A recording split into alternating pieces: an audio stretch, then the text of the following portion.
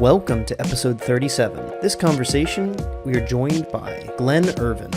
What is up, HiTech people? Welcome to the HiTech podcast, where we say things like HiTech people and highly regret it because we shouldn't do that. So you are joined by myself, Josh, who regrets decisions, and by Will Illingworth, my co-host, who is maybe regrets decisions less, but is sure taking joy in this moment. There's one decision I could think of.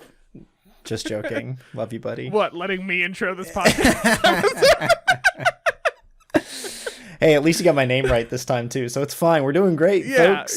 We're doing great. Yeah, it's not. Yeah, we don't talk about that. Welcome to another episode, guys, and girls, and all people, of season 2 of the HiTech podcast. We made it to a second season. We did it. Well done. Good job. Golf clap. We are there. We are there. So we're excited about this season. We're doing some cool stuff, having some cool things happening. But one of the things, Will, we talked about already, is that we're bringing more people onto the show, right? We know some people. Sharing the opportunity. Sharing is caring. Sharing is caring, you know? And we know you don't want to listen to us all the time because we say dumb things like high-tech people. At least you didn't call them low-tech people. Oh, wait. At least I didn't, but now you did, and you brought that to attention of everyone listening to us, and I'm sorry.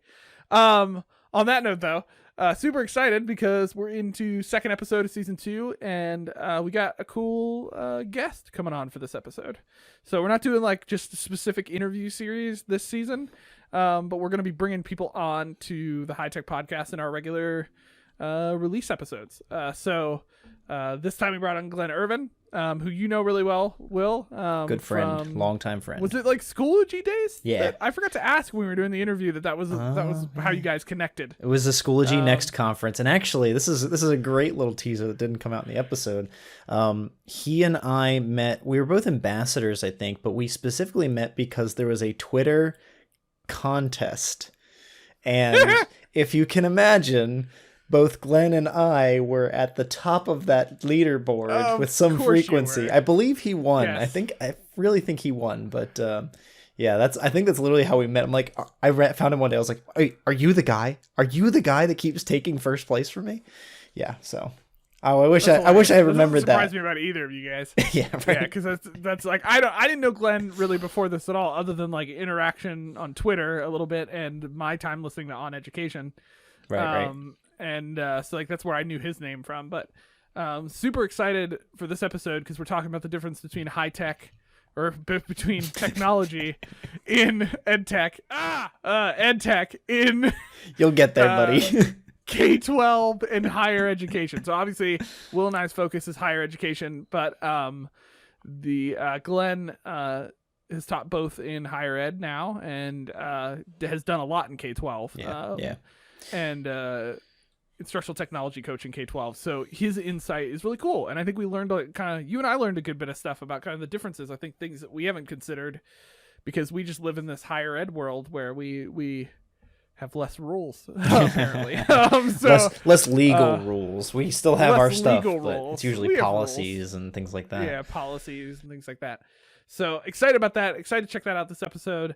Before we jump in to that stuff, just a reminder, check us out, the HiTech podcast. If you're finding us through one of your podcast tools, apps, things like that, make sure to check us out. Also in other places we exist, like Twitter, because Will almost won a contest. Apparently we should get Glenn to do our Twitter, though, because he beat you. Ugh, there it is.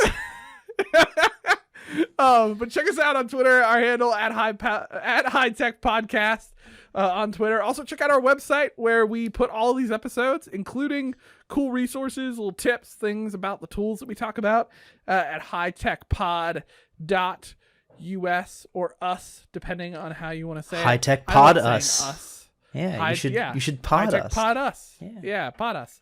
That sounds weird. And also, if you have any like suggestions for episodes or stuff, or you're like, Will, Josh, I have a thought, and we'd be like, that's cool. We like thoughts. Hit us up at inbox at hitechpod.us. Or you can also just DM us on Twitter. Yeah, through the HiTech I probably podcast. will see what a lot of us will do. I'll probably see the Twitter before the email, but it's still, we love both, so send them along. Yeah. But make sure to follow us there and check us out there, especially in Twitter, because I know Will and I would like to do some more stuff with people who listen to the episodes on Twitter. So we need to know who you are. And we need more people there than just generic podcast companies following us. We know who you are. Yeah, we're not going to use you. Lurkers. I'm sorry. You lurkers. Anyway, on that note, let's get moving into the episode. Let's listen to us talking to Glenn about the difference between K12 EdTech and HigherEd EdTech. This is the HiTech podcast, joining you this new year in 2022 with our first guest show. Josh and I are so excited, I think, to bring this new experience to the podcast. It's not just going to be interviews this year. We're going to have everybody involved in the conversation. We're starting with teachers, students. That's like a children. massive promise. Everybody is going to join us this time. Yeah. But most importantly, today we have our first guest with us, a good friend of mine, long-term friend and colleague, Glen Irvin. He is an instructional technology coach at a district in Minnesota. Do I have that right, Glenn? That's absolutely correct. Yes. Whew. Now, I didn't give your zip code, so people won't find you exactly, but that would be getting a little personal. I'm glad we did not do that. Just a little personal. You can put your social security on the episode. That'd be great, Glenn. I usually share that publicly. Yes. Yeah. That's for the LifeLock commercials. Yes, along with my PIN numbers and those kind of things. What is that? Your mother's maiden name. That's the exactly. Yes. You always want to share that type of information. Yes. Exactly. Those are the kinds of things I remember on Facebook. I used to do those little surveys with friends and stuff. And I've realized holy crap, all the questions they asked, I've used those answers. They're data mining. So bad, yeah. My parents always participate in those kind of things. And I just shake my head. I don't even try to, Yeah. Yeah. Never mind. It doesn't matter. Thanks, Mom. Thanks, Dad. I can't reteach you this. Yes. So in the past week, I was actually in your time zone. I was in Texas, but I suspect our weather was a little bit different. Is it stupid cold yet, or is Minnesota still moderately cold? Currently, it's moderately cold. We had Halloween and it got down into the high 30s. So we're not freezing yet. So we actually had a really good October. So now that it's November, we're all expecting it to get disgustingly windy and very, very cold. And then for that to last till, probably April. So, oh gosh, I like when my spring starts in March, I don't know about you, but yeah, that's why we don't usually have spring break. Well, actually, if there is a spring break, of course, everyone just leaves, that's what an opportunity to go, anywhere. Besides here, I feel like if a spring break in that environment is just like mocking you. It's like, here's a spring break. Here's a spring break full of snow in your yard, and really it's just the cold. It's not that we get plenty of snow, but it's more that just bitter cold and a lot of wind. It just that kind of weather where you're like you can't even do anything outside. So I do have some family in Minnesota, up north at Duluth, and actually around the Twin Cities. But they're the folks that first made me aware of, and through this temperature thing, that some cars, I don't know if it's like you can buy it from the dealer this way or whatever, but have battery warmers and engine warmers, right? You plug your car in at night. Plug your car in. Yes. If you keep your car outside of a garage here, you plug your car in. So there's an actual extension cord that you bring it out to your car. You plug it in because otherwise your battery will freeze and be destroyed. And then I think it even sits on your engine block to make sure that it doesn't cause, whatever, all the liquids don't freeze and end up destroying your engine too. So it does get that cold where it's just starts destroying things. That shouldn't actually happen in real life. That they do happen here. Like, for example, I tell everyone this and they don't believe me. We've had several occasions here where our natural gas, there's a certain temperature at which natural gas stops flowing freely. And we reach that temperature here. I think it's at minus 30-ish. Oh my gosh. And with wind chill, it's happened several times where our furnace just stops running. And it's because the natural gas outside stopped being able to flow into the house.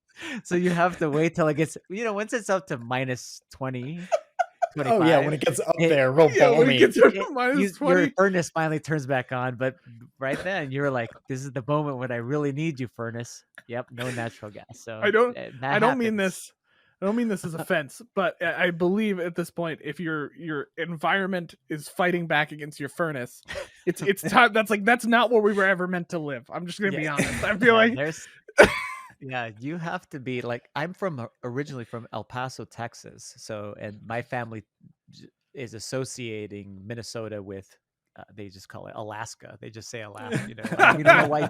We don't know why you moved to Alaska. And I'm like, it's not even anywhere near Alaska. They're like, yeah, but it's really cold and it's Alaska. They just have this image in their head. It's the extreme. It's the easy extreme for them. Yeah, and they are right. This is next level cold. This is not not just normal. This is great because Josh and I regularly, when trying to come up with examples about EdTech and classroom stuff, we might go to martial arts, or we might go to drumming or science. Like we regularly try to make up science on the spot during a podcast and be it like, does not work. yeah, so if you're a physics instructor, you might. And I'm like, at least today we got some real science from Glenn. Like, he has lived this. This is true. This is a real thing. This is not like when Will tries to pretend like he's doing a lab, and I'm not even sure the words you say on a regular basis. This, folks, is why we need guests to keep us honest, bring us back to the real stuff. No, that's fantastic. Love it. Well, again, we appreciate you being here with us. There's so much always to dig into, and jokes and fun stuff, but we'll see where that comes to us as we dig into the more intricate conversation. Glenn, you, for me, have been a friend, and a colleague in the K12 space for so long, but I know recently you've joined into teaching like adjunct for higher ed. Really curious to see from your experience what you see as the difference between EdTech and maybe the attitudes around EdTech in K12 versus higher ed. Like, is it Davids and Goliaths? Are we talking yin and yang, or is it maybe more similar than we think? It's definitely, there's a lot of similarities between the two. The biggest differences, I would say, are that I feel that in the higher ed space, you have free reign to choose basically any of the tools that are out there that you feel are appropriate for whatever the activities are that you're attempting. I remember being a graduate student in there's a guy, his name is Dr. Chris Haskell, and he teaches out of Boise State University. And I took a teaching and learning in virtual worlds class from him. So yes. And anyway, in this class, we met in, I want to call it Second Life. Yep. We did part of our class in Second Life. I had never been in Second Life. It was interesting. Let's just say that. So we were, there's a whole community in there that's not G-rated, let's call it. Yes. But we did a bunch of activities inside of Second Life to kind of experience these virtual spaces. We, of course, that was my inspiration, my first time ever in a class using Minecraft. And so we explored different worlds. And this was my first delve into the Minecraft space. And I saw other people's basically activities in math and some other content areas. We got to experience those and just a whole bunch of other spaces that would never fly. Now Minecraft does, but you're not going to use Second Life ever in a K-12 space unless you don't want to work in that space anymore. And there's a lot of tools like that. There's a lot of things that are real life tools, but they also come with a lot of let's call it warning labels. For us as adults, like we use them at our own discretion.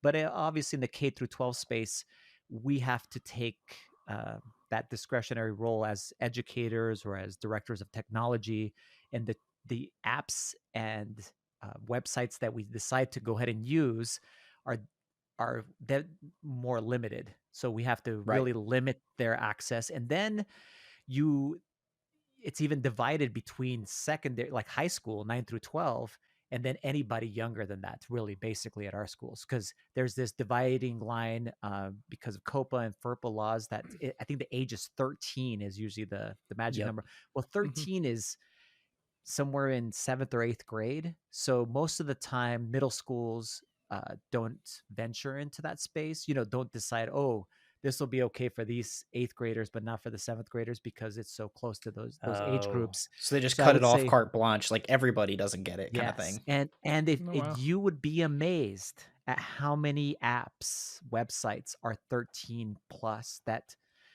you would not think. So, for example, we were just talking this week with a director of technology about this tool called Canva.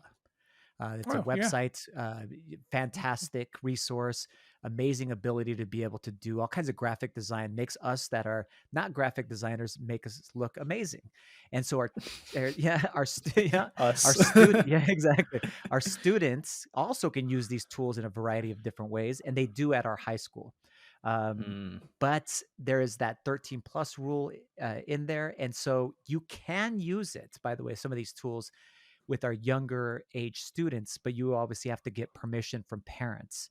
Yep. And those permission from parents are really weird, as far as like you can have a parent sign a all-in-one thing that they sign at the beginning of the year, basically allowing the school to play the role of the parents, right? And that's what a lot of school districts around the country do. They have parents sign a one-time form, and then the school takes on the discretion of what tools. To me, I'm like, hey, that sounds really like a lot of liability. I don't want like a lot that of responsibility. Yeah, that's too much power. I only want that on my own children. I don't want someone else's children. So, but it happens currently, and so schools have to decide, what tools and in what ways they're actually being used, and obviously that's that students aren't going to access something that they shouldn't be accessing.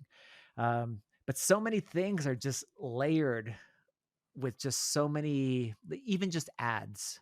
Like ads are and can be really dangerous and really inappropriate, and can lead kids, and they lead us too, as adults, into just places we shouldn't have went to. You're like, and that can even be as simple as gambling or stuff like, it doesn't have to be X-rated or whatever. But purchase of something. You click on something, you're like, oh, I shouldn't have done that. Now all my email is going to be spammed with, now they know I want a treadmill or something, or whatever it might be. But for our kids, we don't want them to have to be put into a situation. A lot of times that is another big difference, I would say, is there's a lot of supervision that happens and decisions happen ahead of time by teachers and district personnel as what apps are going to be used in K-12 environment. And then during the use of specific tools that you would think is okay, a kid is okay, you may need to also add some supervision there too. So that's why tools that are COPA and FERPA compliant and have been accepted kind of as a norm and are okay for younger kids to use are really fantastic. So a lot of people gravitate towards those tools because you don't have to have those worries in mind. But yeah, no, that's what I would say is kind of, at least my take as far as the differences.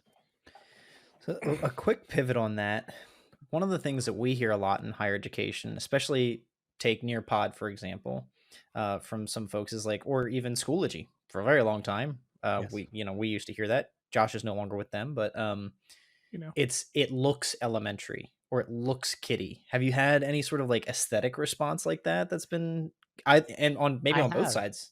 Yes, that is true. Mostly from my students that are my higher ed students. So my graduate students that I teach, they do look at Schoology, have made those kind of comments. Those kind of things. That's like, funny. What's this site kind of looks like? Facebook, like who would ever use this, kind of thing. And if anyone knows the story of Schoology, that was the intent. Right. The intent was actually to attract us Facebook users into being like, oh, it's similar. It's even, the layout is very, very much that aesthetic. It's even blue.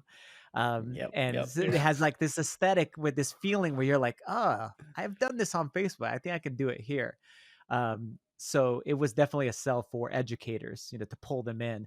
But I could see these younger, grad students now, they don't use Facebook. They're looking at this thing going like, what is this that, this thing schools in? I said, and I just make the comment to them that I use it specifically because the majority of the districts in Minnesota actually are Schoology districts. So it's good for them to just be exposed to it, even on the student side, kind of get a glimpse of what could be a learning management system that they'll use. We also do a couple of different assignments in, the other more popular K-12 platform, which would be Google Classroom. So we do some things just so they can kind of see what does that entail, what's the differences of those. And I know for sure I teach specifically world language students, but if they're do elementary focuses, they do some elementary focused my technology course, but in an elementary focus, and they also talk about tools. LMS is like Seesaw, for example. So it's good exposure to them. But you're right; they are intentionally kiddie, kind of, and very. There's a certain aesthetic to them. Definitely not something, a huge leap from the days of Moodle, let's say.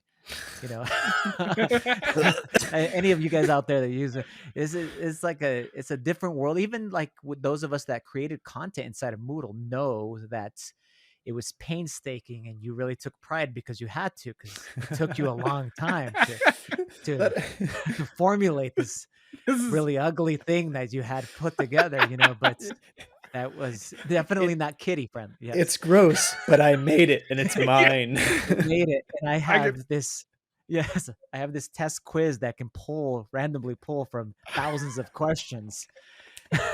and I can give a test anytime to any students. Yes.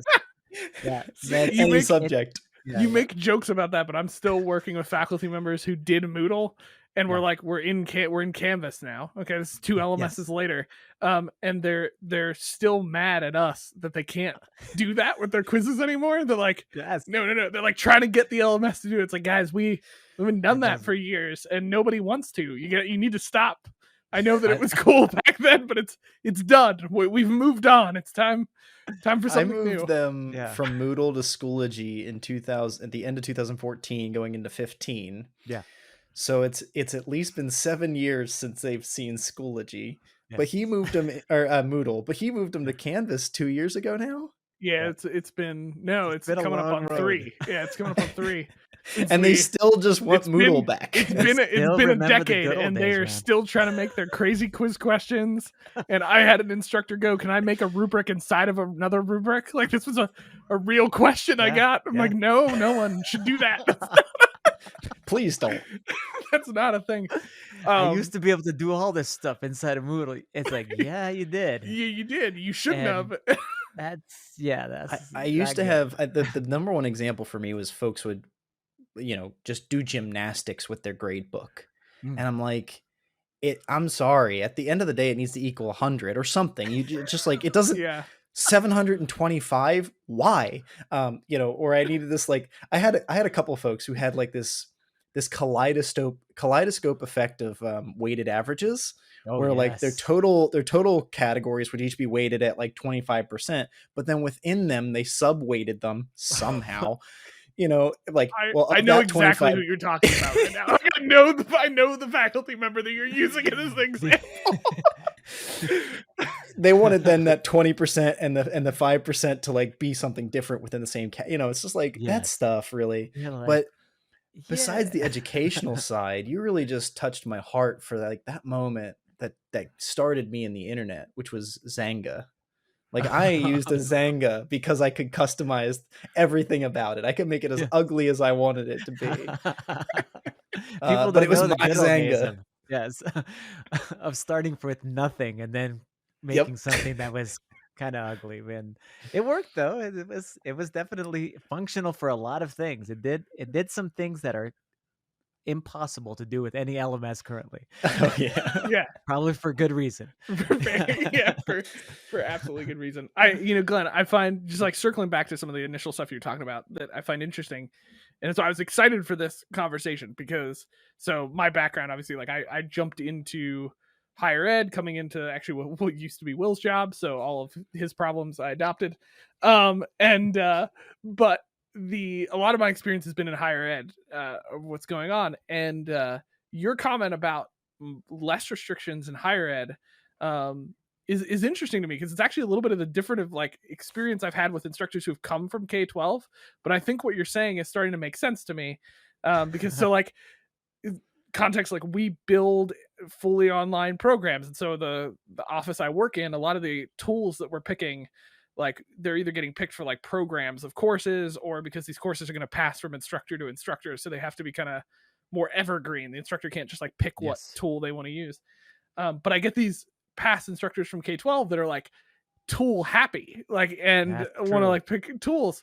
But it starts to make a little bit more sense that like there are more restrictions for you guys in K12. And so I see kind of this desire to find those tools and pick and have some creativity with it, in a space that you're less limited. They're finally free. They're finally free, and maybe I can have a little bit more understanding for the. I always have to be the bad guy in our environment, and be like, well, I'm sorry, we can't pick that one tool for this singular activity, because they need to all create accounts, and I need to create 5 guides to explain the tool to the future instructors who take over this course. But that's very interesting. Just kind of your breakdown of that. I think it's starting to kind of make sense for me, the difference. Everything is really curated, I would say. And we use, I would also admit that in K12, sometimes, not often, but sometimes we use inferior tools because they've been pre-approved through these kind of COPA and FERPA laws. There's better tools out there, and you want to suggest that to somebody, then you look at the restrictions, you're like, we can't even use that. You're like, oh, never mind. I'm not even going to mention it. I'm not going to just bite your tongue and pretend that doesn't even exist. It's that so you just didn't get really pretty. happy about, I could create the tutorial. Never mind. Okay. We're not going to do that. It's the type of thing. And there's more and more of that type of restriction that's unfortunate. And then there's also things like, specific directors of technology may look at something and go, I can't approve the use of something like this because of they've been data hacked, or something to that effect, a company specific to the thing. So it's like, no, and 3 years ago they got hacked and a bunch of their user account information was blah, blah, blah. And I'm like, that happens like all the time. It just happened right now. And I also want to be like, 3 years ago, that was like an eternity ago in technology. Exactly. It's probably most of those, all different owners of the software at this point. Exactly. Most of those companies, when something like that happens, that's actually a good thing. As far as it, not at the moment, but later on, they become that much more security conscious, and data conscious as far as with all of their accounts and those kinds of things. But you can't. There's a lot of power in those district level positions as far as what ends up getting used, and a lot of the time, and I don't blame them, they are thinking about liability first. That would be another thing in the higher ed environment. I don't really worry about what I'm using with my students that are in my college students, at the high school level. That's one of the first things I think about. I have to look up stuff. I have to think, and I have to compare notes with other schools and other school districts, even neighboring school districts. Like, do you guys use this? Blah blah blah. They're like, oh yeah, we have blah, blah, whatever. It's like, okay, right. There's power in numbers, I guess, to that effect. Like, it's like at least somebody else uses it. We're not the only ones that are going to get raked against the coals if there's something that goes wrong. You'd absolutely point to the side and be like, it's not our fault. They did it. Come on. They recommended it to us. Jeez. And that's a good point. Like so I often have to do evaluations of tools for our online programming, and I'll be honest, that's not the first thing at the forefront of my mind is our liability. It's more about like user experience, and is this going to create a good experience for the students? Yes. And also the other question I always have to ask is, do we have a tool that already does this, so we're not paying for something we're currently doing?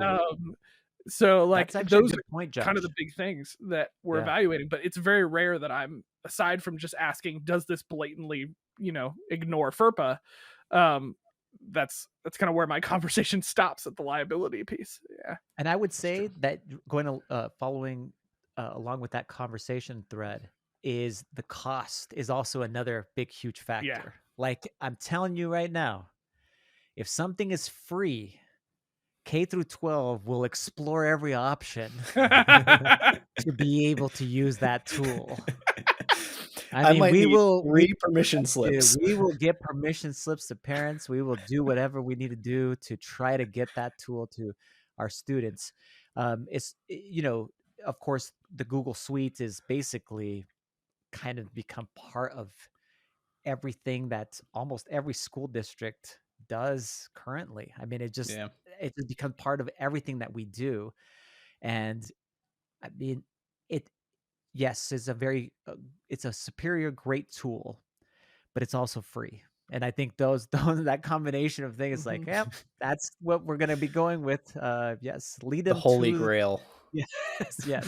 Yes. So other tools too, like, when Flipgrid became free. I don't know if there's listeners here that were in the old Flipgrid days, but I was, and I had a subscription to Flipgrid Prime or whatever it was, the premium version. Ooh. And it was, I think, like $50 a year or something like that.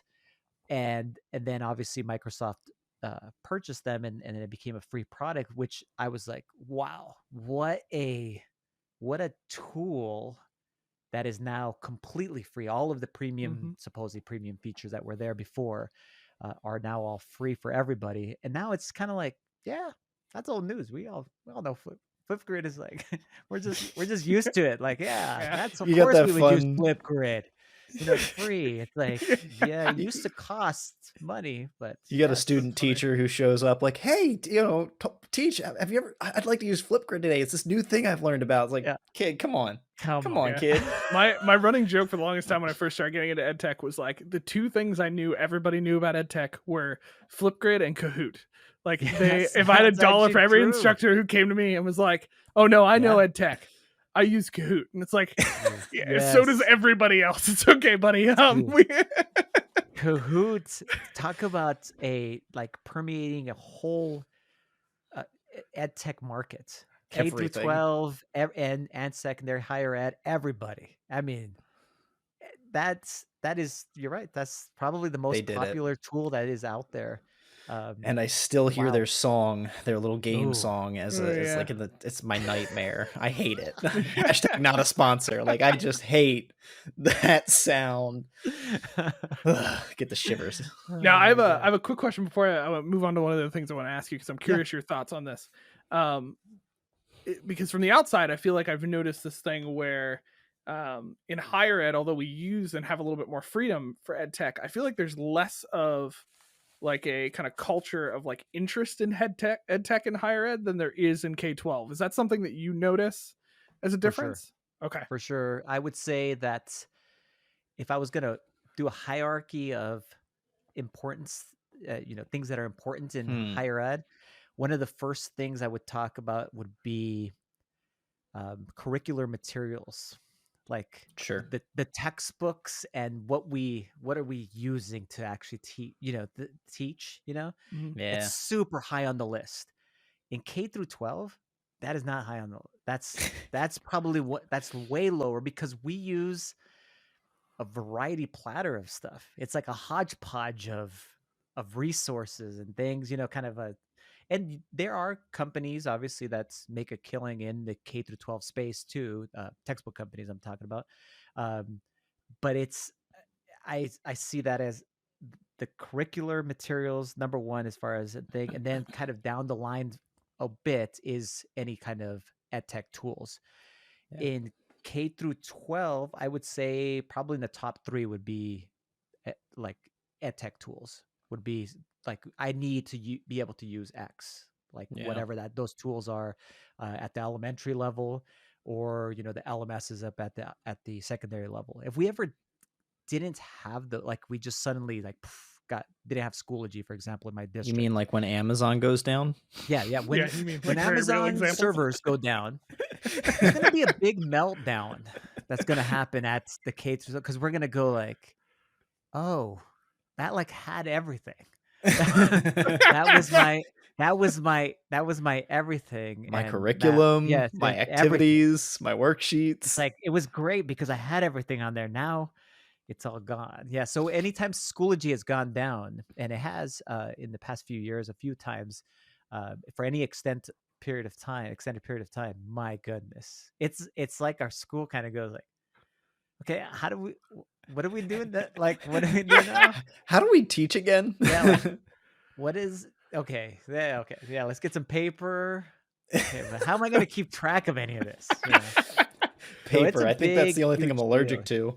Yes. And that's just intriguing to me, because that's you're right. I feel like it's different in higher ed. Like we one of my coworkers is from K12. She does a bunch of instructional design for us, and she's great.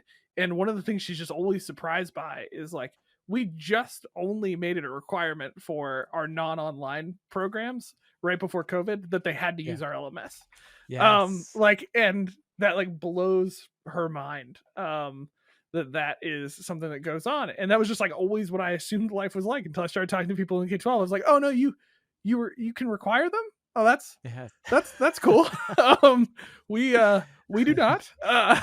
Hey, I've still been in districts though where it's required. I'll be walking in the hall outside of a session I was leading or something, and that old gym teacher just walks past me and goes, "Hey, Will, I really appreciate you today, but I'm retiring next year, so."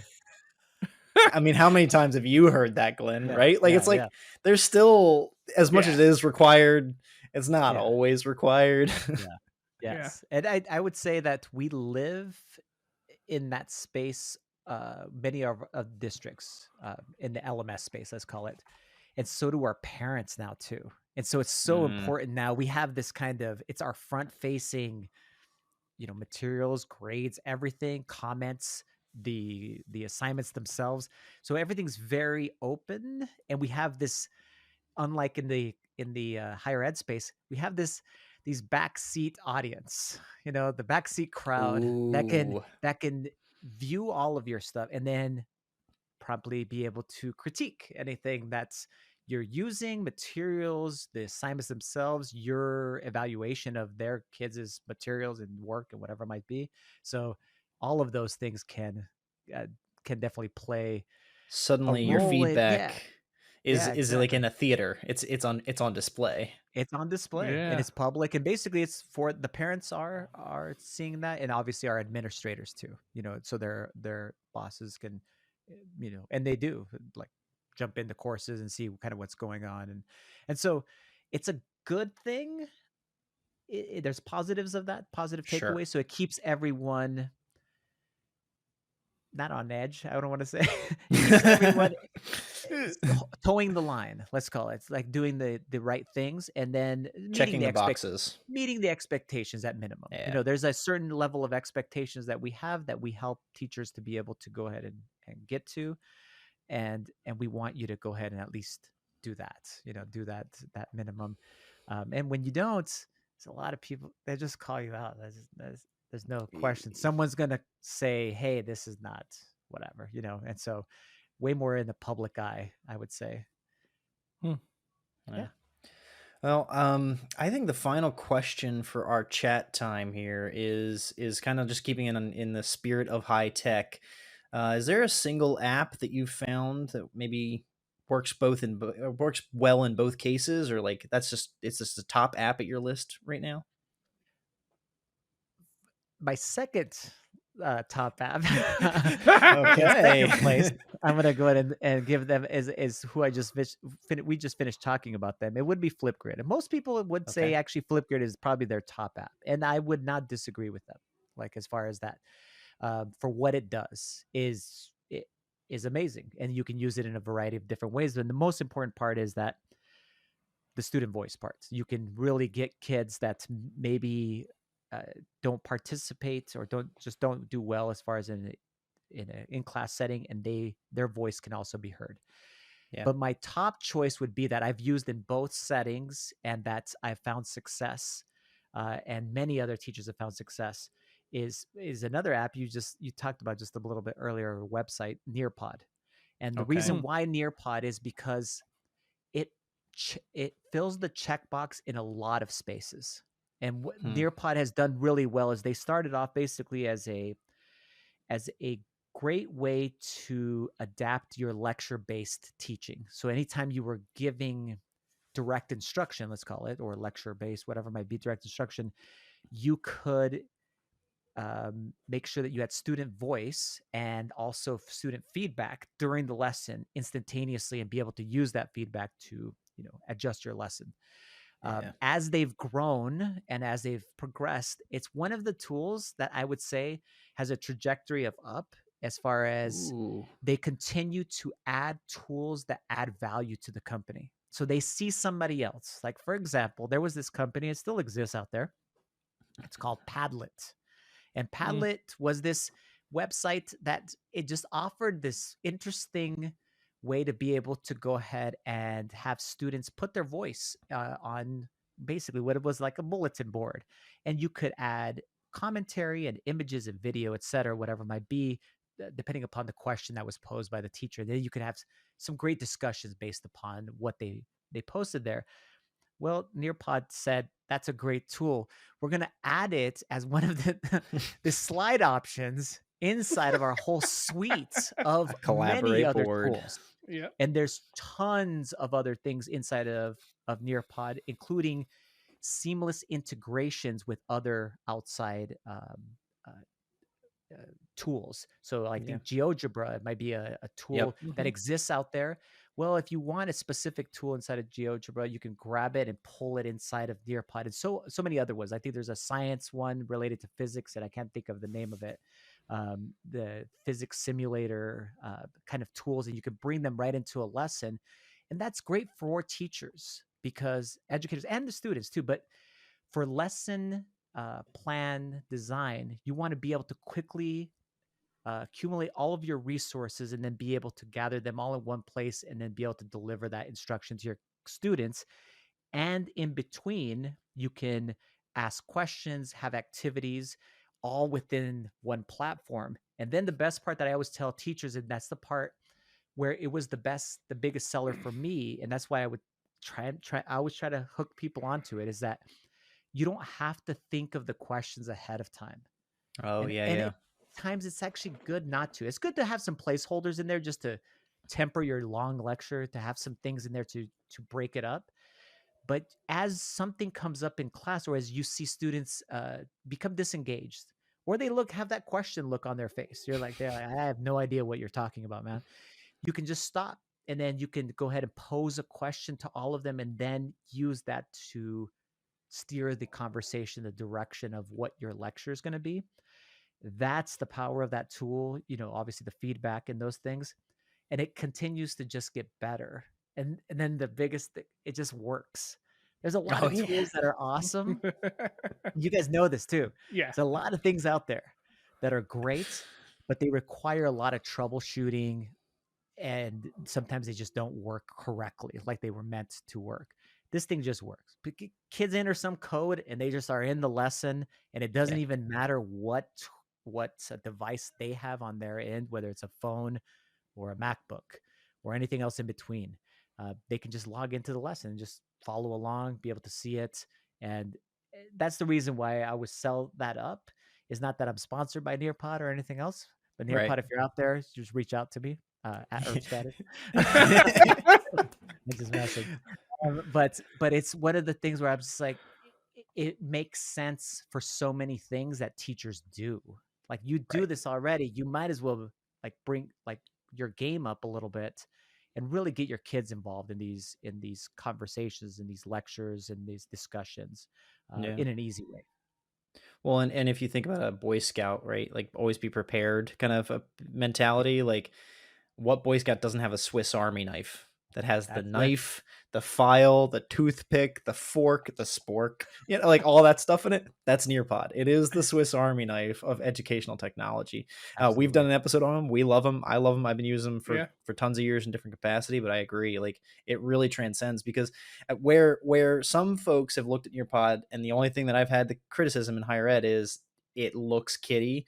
Like, Sure. The time to climb feature very specifically is little illustrated children icons running up a mountain. Like, okay, but when I talk to the kind of faculty member, I'm like, don't use the time to climb then. You just put your slides in there and use the question thing. Hey, kids, it's time to climb, baby. Yeah, but Will, that's not the point. In higher ed, the point is we find the one thing we don't like about that tool, and then it justifies not using EdTech in our course ever again. Ever again. Yeah, exactly. Absolutely. But yeah, I mean, I like the tool too. I look longingly from the outside, because we don't use it at our institution currently, other than some instructors using it on their own. But to your point, I think it's just such a big help when the tool just works. Like, oh gosh, yeah, there is now, if every tool just worked, I wouldn't need a job, but like, it would. I was just thinking about that too. Yeah. Like, so I'm glad some don't achieve that, but at the same time, it's like, it's just that ability, and that just cuts down so much for instructors, faculty, students. That not working hurdle is what I think holds back a lot of like EdTech from really achieving its goal of really enhancing the learning experience. And that's where like a Nearpod is doing really well. They've figured out a system to kind of jump in and work. And even comparing it against like Poll Everywhere, which is a really good product and does itself work very well. When I think about the first time I used a Poll Everywhere, like you got to text to a number, and you got to text something to the number, and that like gets you registered. And then when the questions come up, you've got to text a certain thing in a certain way to the number if it's the right number, but you got to make this, and there's a syntax to it, and it's like, there's a moment where it might work every time if you figure out how to use it. So I think Poll Everywhere is probably better than that today, and it has an app and all that kind of stuff more. But like at a texting level, when I first used it, that was my barrier. I was like, I don't wait. So do I? But if I put the 2 here, is that the number or the answer? Like, that kind of stuff. You don't want 45 students doing that every day. No.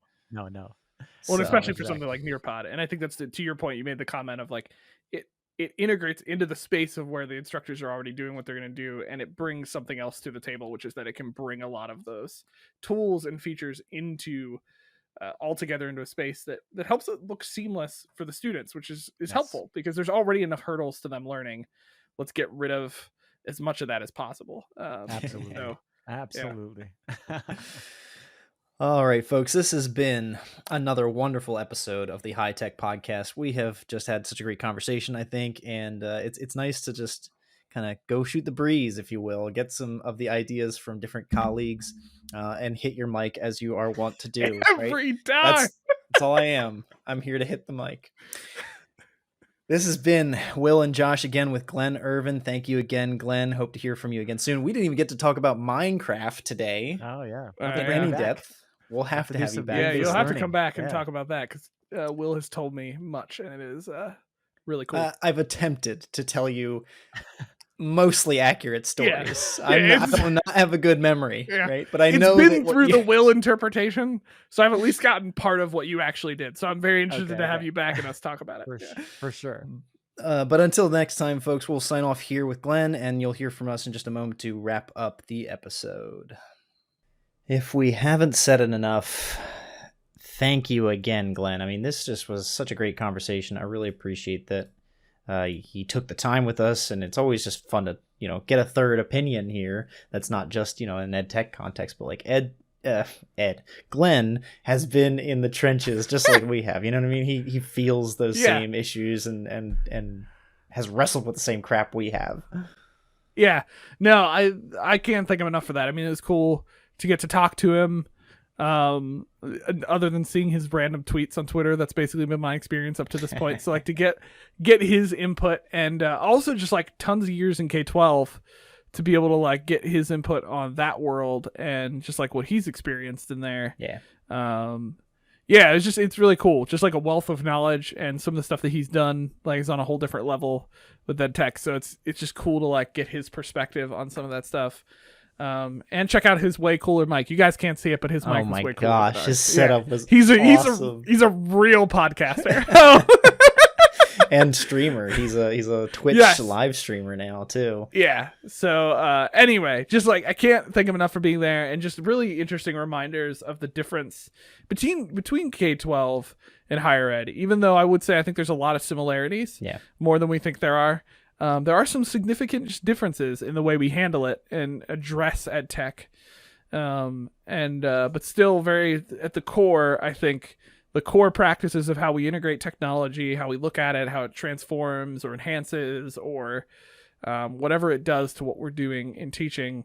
At the core, it's not gigantically different. It's just that higher ed and I think K-12 have slightly different priorities in what they're doing, and just being aware of those, I think, is super helpful. And a testament to that, Josh, I think, is that if you or I or Glenn was put in the opposite context, I think we could still do our jobs. We would have to be more aware of the different audience. We would have to learn kids better. He would maybe want to focus more on like Andrew Goji, but neither of us would be like drowning. You know what I mean? If you dropped us in that ocean, all three of us could swim in each other's space. It's just we would have to learn some of that specific stuff to do it really well. So that's really cool. Yeah, absolutely. I'm not saying I want to go to K-12. Listen, K-12's great, but some of the restrictions he was talking about, it's like, I don't know about that. I don't want to deal with that. So not my cup of tea. Not my cup of tea. But at the end of the day, you're right. I think EdTech in both those spaces, it just takes some shifting, and it's a helpful reminder that really at the end of the day, moving from one place to the other, it's not gigantic differences. So I really appreciated that about him, and we weren't joking. We'll definitely have Glenn back on to talk about his Minecraft stuff. I think that'd be an awesome episode this season to bring Glenn back and just talk about some of the crazy stuff he did with Minecraft. Oh, and even stuff he's doing today still. I mean, he just plays video games and stuff, so he's cool. All right, folks, this has been episode 37 of season 2. We are so thankful to be in this second stretch with you. Nowadays, we want to make sure you know what's coming next. So on the next episode of the HiTech podcast, you can look forward to our conversation on proctoring software. That's right, we're going there. And Flipgrid. Glenn gave us the idea today, so we're going to follow through with that and do a little review on Flipgrid. Right? All our really far thinking ahead plans, you know. That's this is how the HiTech podcast is done, by the seat of our pants. As always, thank you for joining us on this journey of learning to harness technology in both the physical and digital classrooms. Until next time, see ya. See ya.